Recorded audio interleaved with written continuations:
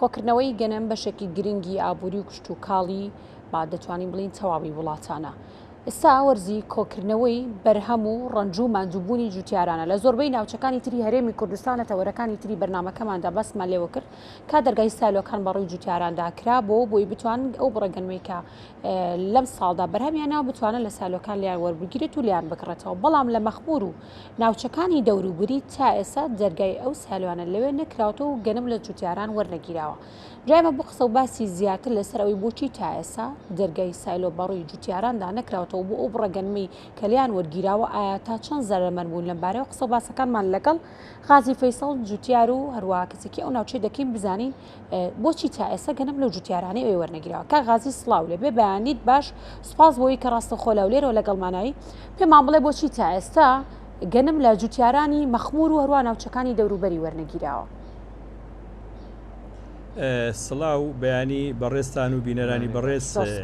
باش من سوپاسی بەڕێستان دەکەم کە ئەوە چەند جارە بە هانای سنوورەکەمانەوە دێن بە هانای جوتیارانەوە دێن و پشتیوانی ئێمە بوونە ئەویان هەرچەندە ئەرچی خۆتانە بەڵام ئێمە سوپاسان دەکەین لەبەرەوەی خۆتان دەزانن چینی جوتیار چینێکی کاریگەری هەرێمیان دەتوانم برێم هەر وڵاتێکە و پێناسەی جوتیار بە درێژی ناکەین بەڵام خۆتان دەزانن جوتیار بەردی بناغەی کۆمەلگایە یان وڵاتە یان ژێرخانی ئابووریەوە لەگەر ئەوەشدا جوتیارانی هەرێمی کوردستان هەم لە پاڵ ئەرکە قورسەکەیان و پێشمەرگەش بوونە هەم لە سەردەمی شاخ و هەم لە سەردەمی شاریش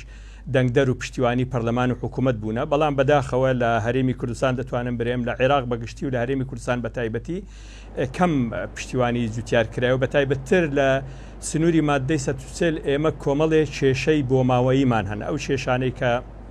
کاتی خۆی لە نێوان هەرێمی کوردستان حکوومەتی بەغدا باس کرا لە ناو جێی کراوە لە ناو خاڵەکانی مادەی 140 هیچی جێبەجێ نەکراوە سەرڕای ئەوەش سنوورەکەی ئێمە بە تایبەتی قەزای مەخموور و ناحیەی قەراج و کەندێناوە و بناری قەرچوخ ئێمە توش کەوتونەتە نێوان بەرداشی چەندین ململانەی یەک لە ململانەکان ململانەی هەرێم و بەغدایە ململانەی دووە ململانەی هەولێر و مووسڵە ململانەیەکی تریش ململانەی نەتەوەی خۆتان دەزانێن ئێمە لە سەنگەری پێشەوەی وەکو گەرمیانیەکان وەکو کەرکوو وەکو شنگار لە سەنگەری پێشەوەی ململانەیەکان داین کۆمەڵێک گیر و گرفتی سیاسی ئەمنی ئیداری بەرۆشی سنوورەکەی ئێمەی گرتووە بەداخەوە کە لێرکوانە دەتوانێت برێم چەند بارەشن کە ئێمە باسییان دەکەین و حکوومەت پێک هاتووە لە چەندین وەزارەت ئەگەر ئیجازەی بەرای خۆتان پێناسەیەش دەکەم یەک لەوانە وەزارەتی کشتتوکاڵە وە لەنا وەزارەتی کشتتوکال چەندین ڕاوێژکار هەن بەڕێوەبەری گشتی هەن فەرمانگە هەن و لە ناو لیژنەکانی پەرلەمان و ئەنجومەری پارێزگا لیژنەی کشتتوکاڵی هەن یعنی تا وە ڕێکخراوی مەدەنی کشتتوکاڵی هەیە بەداخەوە ئەوانە کەم دەتوانن فریای سنوورەکەمان بکەون لە سەرڕای ئەو کێشانەی کە هەمانن کە کێشەی ئەمنیە ئەو سار نەهاتیش بووە بارانیش نەباریە یعنی هەم لە ڕووی مادیشەوە بەڕاستی خەڵکی ناوچەکەمان زۆر زەرمەند بووە بەڵام بە هەر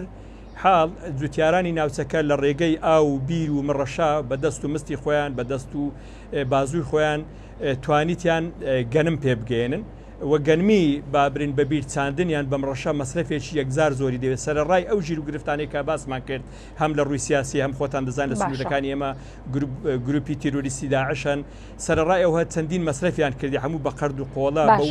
نەهاتیە بارانیە بۆ بێکارەباییە بەڵێ ببوورە کاغازی لە زۆربەی وڵاتاندا بازرگانی کردنی ناوخۆ و دەرەکی بەڕاستی لە زۆربەی وڵاتانە زۆر چالاکە و پشتی پێدەبەسترێک و سەرچاوێکی سەرەکی بۆ بازرگانی و هەروە گەشە پێدانی ئابووری وەکو تو ئاماژەت پێدا هەندێک لە کێشەی ئەمنی و ئاسایش و با بڵین سیاسیتانەیە لە سەبارەت بە ئابووری تا چەند لەم ساڵدا بە تایبەتی و هەمووش کە ساڵی هەم وەرنەگرتی گەنمەکانتان کاریگەری هەبووە لەسەر ئابووری بە تایبەتی ئابووری جوتیاران. سانا خانمێن من پرسیارەکەی جەنابەت لە جێیە والۆ خەڵکی شارەزای بەجیدێلین لە بواری اقتصادی بەڵام من پەیامەکە دەگەێنم دوای ئەوە دێنە خاڵ بە خاڵی ئەو زەرەر و زیانانەی کە پێمان گەیشتە لە سنوورەکە من باسی نەهاتم کرد ئەو سار دەتوانم برێم لە مێژووی هەرێمی کوردستان 6 ساڵ زیاتر ئەوەی کە باز دەکرێت نەهاتی وان نەبوو عنی بێبارانی وان نەبوو هەموو دەشتی هەولێری گرتەوە بەشێکی زۆری جوتیاران زەرەرمەندن کە گەنمەکانی هیچ شین نەبووە ئەوەی کە هەیە بە ئاو یعنی بە پارە و مەسرفە یەکزار زۆر لەو بێکارەباییەی بەرهەم هاتووە مەصرفی زۆری لێکرایە ئەوەشمان حکوومەتی هەرێمی کوردستان یان حکوومەتی بەغدا یان بەبریم ئیداری مەخمور ئەوەشمان لێ وەرناگری مەسەلەی زەرمەندی خۆ دەزانی اقتصادی هەرێمی کوردستان بێموچەیە بێ ژیان و گوزەرانیە هەتا کرێکار ژیانی خراپە بەتایبەتی لە سنوورێ ئێمە پشت بە پیشەی جوتیاری دەبەستین و زۆریش مادی دەبین و زۆریش مەصرفی تێدا دەکەین و هەموو زۆر بەشی من بە ڕاشکاوی قسە دەکەم لە 90 جوتیارانی منتیقەمە بە قەرز دەچن کەلوپەلی کشتتوکاڵی دێنن بە قەرز سوینە لە بێکارەبای گازوایی لێ نێسبووە لێشتی ناشارمەوە بەڕاستی حکوومەت لە زۆر شوێن نەک هاوکارمەنە بە ڕێگریش بووە لە هەندێک قانون دەسەپێنن بەسەر جوتیاراندا تۆ کاتە قانون دەسەپێنی تۆ پشتیوانی جوتیار بکەی پشتیوانی بکەی لە هێنانی مڕەشە پشتیوانی بکەی لە کەلوپەلی کشتتوکاڵی لە تراکتۆرە لە دەڕاستەیە لە پێدانی گازواییە لە پێدانی بنەتۆیە لەو شتانێک کە ئێمە باز دەکەین ئەتوکە لە هیچ شتێک پشتیوانیمان نەکەی بێ ڕێگریش بکە ئێستا لە هەفتەی ڕابردوو بڕیاریشان دەرکردووە نابێ گەنمە شامی بسێنن کاتێک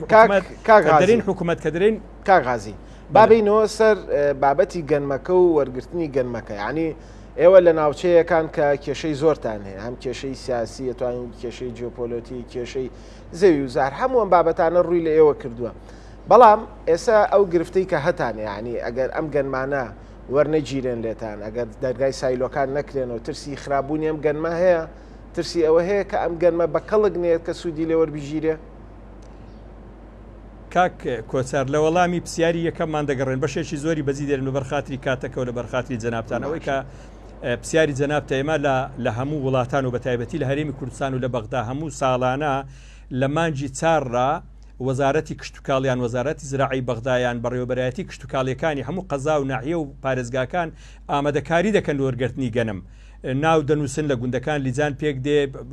سایلۆکان پاک دەکرێنەوە یعنی بەڕاستی ئامادەکاریش تەواو دەکرێت ئامادەکاری زۆری دەوێت کە قسەی لەسەر بکەین بەڵام بەداخەوە لەبەر کەم تەرخەمی ئیداریەکانی قەزای مەخمور ئەو ئامادەکاریە نەکرابووە هەم پارێزگای هەولێر دەتوانن برێم کەم تەرخەم عفوەن پارێزگای نینەوە کەم تەرخەم بووە هەم هەولێر هەمیش مەخمور لەبەر ئەوەی مشتەرەکن لە ئیداری مەخمور من نمونەیەک لە جەنابتان دێنم ئێمە پارێزگایەکمان هەیە پێدرێن پارێزگای کەرکووک بەڕێز ڕێبوارتەها لە سەرەتای وەرزی دروێنە خۆی لیژنێش پێکینە خۆی وەفدێک پێکینە سەرۆکی وەفدەکە بوسەردانی وەزارەتی زراعی بەغدای کرد لەوێ لەگەڵ بەڕێزان کاک دکتۆر خالید شوانی و ئەو برادرانەی وێن دەرێ و دەتوانم برێم لەگەر پەرلەمانتارانی یەکێتیان نوێنەرانمان لە یەکێتی نیشتمانی کوردستان لە بەغدا کێشە و ژیر و گرفتەکانی کەرکووک کە زۆر زیاتر و لە سنووری نینەوە چارەسەریان کرد ئێستا لە سنووری کەرکووک لە یەکی پێنجڕا لە هەموو قەزا و ناحیەکان و گوندەکان زۆر بە ئاسانی زۆر بە شێوازێک شارستانیانە گەنمیان لێ وەردەگیرێ ڕێزیان لێ دەگیرێ و هیچ گیر و گرفتێکیان نیە بەڵام لە سنووری ئێمە لە سنووری قەزای مەخمور سەروی 1500 لۆری کە هەر لۆریەک دەتوانم برێم سەروی 50 تەن گەرمی تێدا یەکجار چکە ڕێژەی زۆری جوتیار لە قەراج و کەندێناوەیە ینی کە باسی گەنم و جۆ دەکرێت کە باسی جوتیار دەکرێت لە دەتوانم برێم لە عێراق بەگشتی و لە هەرێمی کوردستان لە پێش هەموو ناوچەکان سنووری قەراج و کەندێناوەیە لە یەشی پێنجڕا جوتیارانی دەشتی قەراج و کەندێناوە مەخمور وایە گەنمەکانیان لە سڕەی سایلۆ ڕاوەستاوە هەر ڕۆژێ بیانووەک هەر ڕۆژێ وعدێک هەر ڕۆژێک بەڵێنێک بڵێ گەنمەکانیان تێک دەچی زەرمەند دەبن لە چێ زەرمەند دەبن لەوەی زەرمەند دەبن کە ئەو گەنمانە زوو دوایتەوە لە ترسی مەترسی تیرۆریستانی داعش و سووتان و کێشە و گیر و گرفتانیەکان لە لۆریان کردیە خۆت دەزانی کە گەنم بە تەڕیان بە زووی لە لۆری کرا لە ماوەی هەفتێک تێک دەچیەوە مانگە و دە ڕۆژە لە سڕە وەساون ئەوەی یەکەم ئەوەی دووەم کرێی لۆری بدایەت 1.5 میلیۆن دینار بوو 1.5 میلیۆن خۆمان ئێستا هەر لۆریەک داوای 5 میلیۆن تا 7 میلیۆن دەکاتن ێ باشە خەجوتیار هەقوو گەنمەکەی نازانم بایچەندە ئەوە زەرمەندین ینی بێزگەلەوەی مەسروفاتێک کە کرا لە گازوایی لە گواستنەوەیە لە دروێنەیە لە پەینی چیمیایی لەو شتانە بەڵێ زەرمەندی یەکەم ئێستا وەریش بگیرێ بەڵام زۆر بە زەحمەت وەردەگیرێ ئێمە حەق داوا دەکەین هەم وەزارەتی کشتتوکاڵی هەرێمی کوردستان جەنابی وەزیر چکەمە شتەکەی پێم خۆشە کاک کۆچار پێم خۆشە بابەتەکەی بیزانین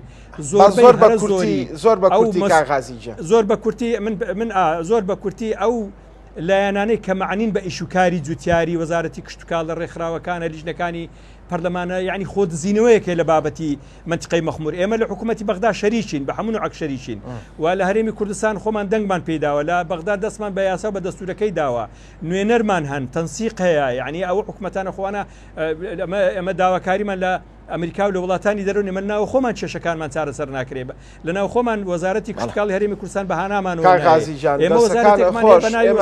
بەو هیواین کە تەواوی کێشە و کێشەکانتان چارەسەر بکرێت کێشە و گرفتەکانتان چارەسەر بکرێەوە هەوڵین لە بەرنمەکانی داهاتووشە لەگەڵ جەناب تا جارێکی تر گفتوگۆ قسە بکەینەوە لەسەر هەم وەرگرتنی گەنم و هەم کێشە و گرفتەکانی ئەو ناوچەیە. سپاس بۆ غازی فەیساڵ جوتیار کە ئەمڕۆ لە هەولێر و لەگەڵمان نابوو.